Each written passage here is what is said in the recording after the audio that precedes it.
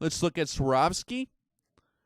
We got the 10x42 Barrett. Now, this is the one that's like on the M82 Barrett rifles, the 50 cals, and that's got the Christmas tree reticle.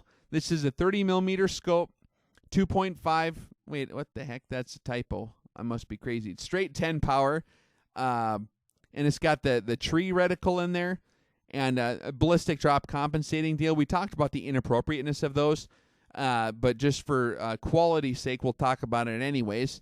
And the turrets are basically not applicable because it's a holdover reticle, so you're not going to be touching the turrets.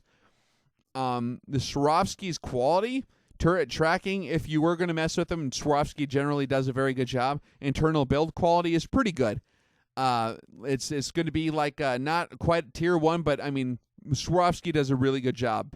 Optical clarity, very good on the Swarovskis, especially in the straight 10 power. Again, optical clarity is always better in fixed power. Overall ruggedness is going to be pretty heavy duty, very, very heavy duty optic, and general score is for quality is good. But again, the features on that particular one, I just threw it in there because it's so commonly asked about. But you don't want that Christmas tree reticle in there. It's not going to help you out. We discussed the dynamics of how complex these firing solutions are going to be, and that do-it-all reticle is kind of a one-trick pony. It's only going to work in one atmospheric environment and one ammo temperature, so it's not really going to be appropriate. Let's look at the SWFA Super Sniper.